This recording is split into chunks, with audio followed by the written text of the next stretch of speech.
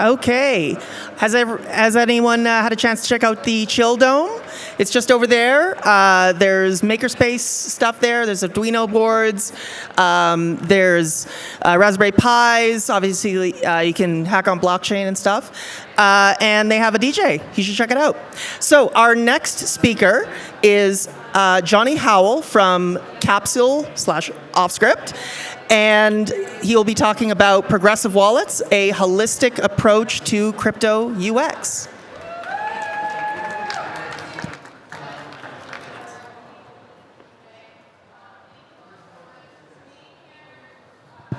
All right, check. Okay, let's see here. We good to go? All right.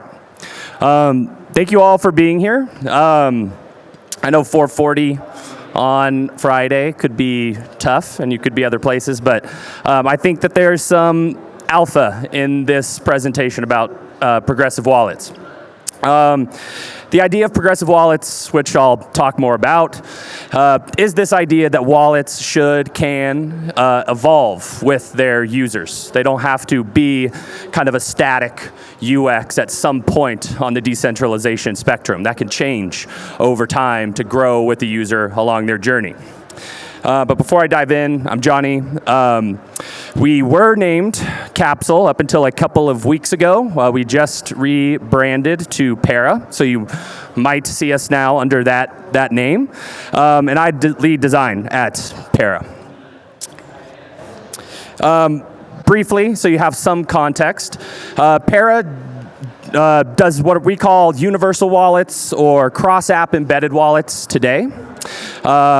And a bit of this presentation about progressive wallets is about what we're excited about and where we think wallets are going and should go, and what we're looking at in the future in 2025. But today, what Para does is we consider ourselves the most comprehensive wallet and authentication suite for crypto applications. There's a number of reasons that we believe this. We offer easy Web 2 and Web 3 onboarding. The wallets that you create on one app in a very easy way can go to other apps. They don't get siloed, and you don't have this liquidity fragmentation problem with your users.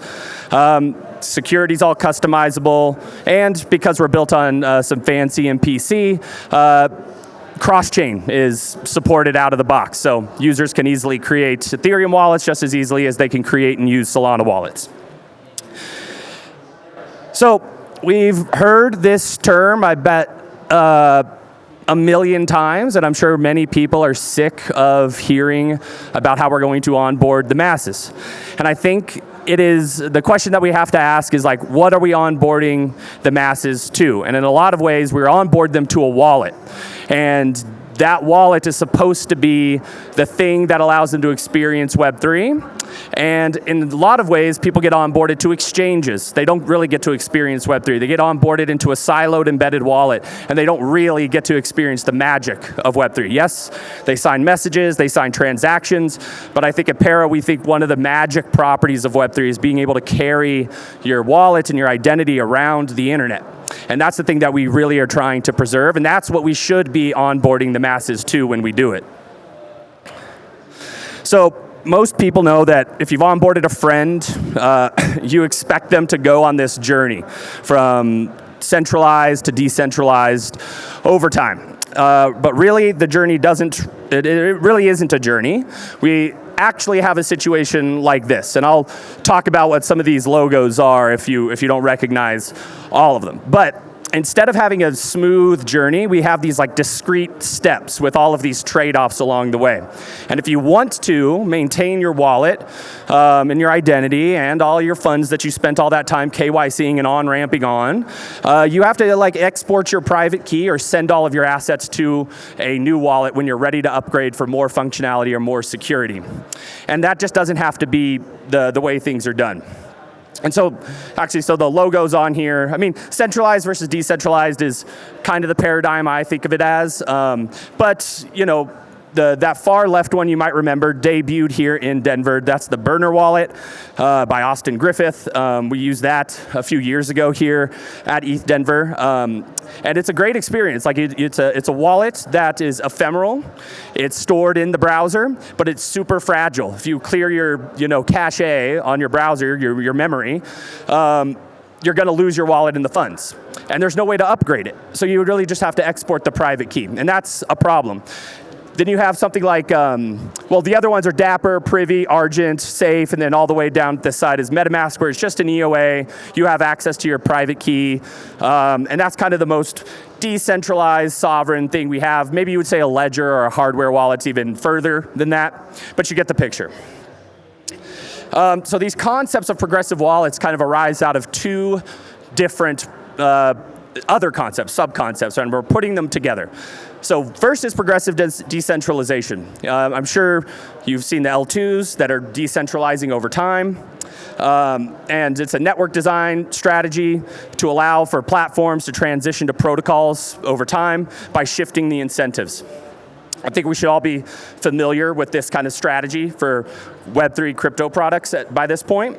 But there's another concept for any designers that are here, I'm sure you're familiar with, and that's progressive disclosure.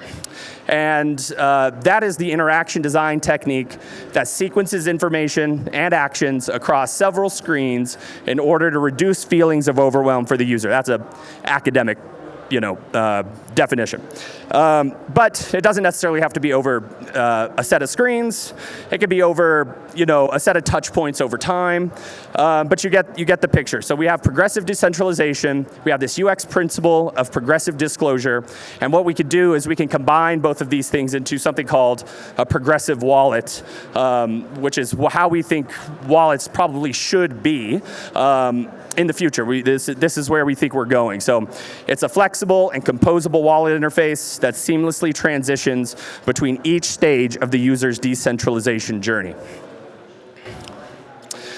So the thing that makes this possible is I think the term that we hear a lot is programmable cryptography, but composable cryptography is the kind of the way that I like to think about it. I think of all of these things, HSMs, MPC, passkeys, all of these buzzwords, all of these acronyms are pieces, are tools that can be composed into a single UX experience. They can be added to over time.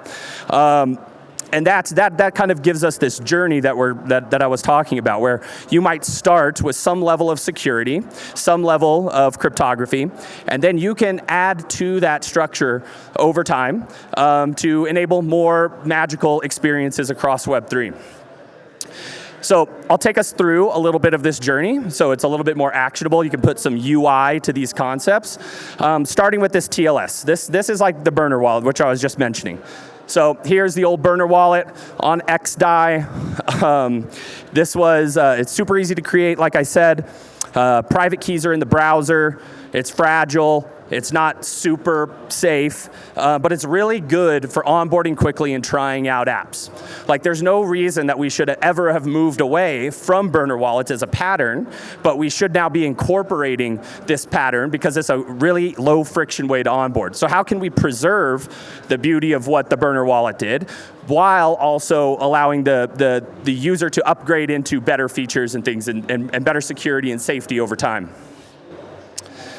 That brings us to adding OAuth to it. So you can simply add OAuth after a burner wallet. And here's an example of something that's TLS and OAuth based. This is NBA Top Shots. I think maybe some of their architecture has changed in the past year, but as I remember it from a few years ago, this runs on the Flow blockchain. It's just, it's a relatively centralized, or it was a centralized wallet. You log in with your Web2 account, you have a wallet, but they really control that wallet for you. And that still is a good experience for signing people up, but you can't really leave, you can't go to other apps, and that's something that we need to preserve, like I said. Beyond that, you can add a passkey. So now you have TLS, now you have OAuth, now you can add a passkey to it. You probably seen this UI. This is another embedded wallet provider. You add a passkey, now you have some extra security. This is a relatively new thing, but I don't think it's going away. But again, these embedded wallets that are built in this fashion are siloed by app. They're easy to create. They're slightly more involved. Setting up a passkey might be a new pattern for your users, but that'll probably become more commonplace over time. But the creation of these wallets is still fundamentally pretty easy. The security is pretty good by adding a passkey, but still, there's this platform risk associated with your wallet being locked into a siloed app, and it's really good for maybe just single app experiences. Finally, we could add MPC to this whole setup.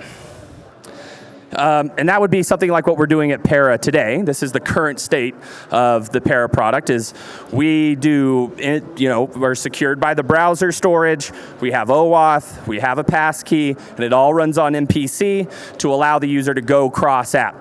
And so that's the next step in this decentralization journey. So it's usable across apps, slightly involved creation because you need to set up that passkey. It's not as optional as it is in other contexts because it's important for our MPC setup and the security that makes this whole thing go around. The passkey could be replaced by a password, but either way, you still need that factor. And it's good for, maybe medium risk, full ecosystem or network experiences. So like if you're an ecosystem and you have a lot of apps deploying a single SDK that doesn't custody any of the user's funds, all these apps can use that SDK, not worry about centralization or censorship, and the users can still easily onboard in one app and go to all the other apps. But that brings me to where we're probably going into the future. And the idea is to take all of those things and all those things that are great about these other steps on the journey and build a single experience that allows the user to upgrade these things rather than have to leave a product and go to another product. And so with that, pausing here, I think in the design and Web3 discourse, we have this idea of abstracting it all away. You've heard that nobody will know that they're using crypto. Nobody that needs to know about a blockchain or the network. And I understand the sentiment, but there really is no two ways around the fact that if crypto is going to be what we think it can be, it means putting at least some amount of responsibility back on the user. And it's not responsibility, it's control. And it's a privilege to be able to have and be your own bank, as they say, or control your own keys and your identity. And that does come with trade-offs, but they don't have to be as harsh and the trade-offs don't have to be so asymmetric. We can certainly make it better, which is kind of what we're proposing here. But it's not to be avoided. It's to be engaged with and accept the complexity, accept that there are some trade-offs you don't want to make. You don't want to centralize everything for the sake of a Web 2 style UX. We have to figure out a way to thread the needle. And so now we think of Para is sitting somewhere in the middle, kind of this decentralization spectrum, and expanding out from that point to meet users further down the left side and take users further down the right side in a single kind of product experience. And it's generally not just Para. I think that this is probably with composable cryptography where a lot of the space and a lot of the wallets will go and need to go anyway. So here in practice is kind of what we're thinking about how this kind of comes to life. You can imagine your typical sign-up login modal on an app, but you can continue as a guest. Just allow the user to skip, through signing up and adding OAuth. They don't have to do any of that up front. Don't make them connect an external wallet. Just allow them to create a wallet in the browser.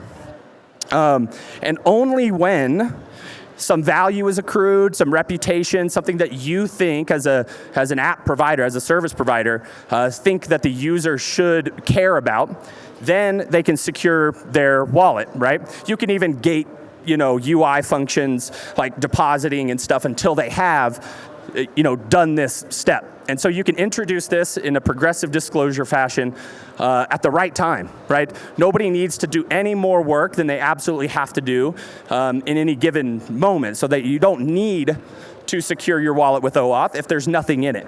Wait till there's something in it, something that matters. Now, ask the user to be able to add OAuth to it that will allow them to come back to your app and recover that wallet and not be at risk of losing it if they clear their browser storage. And then after that, the user might go cross-app. They might have accrued funds. They don't want to have to on-ramp funds again in another app experience. So they go cross-app. Our SDK recognizes them even though they're on another app.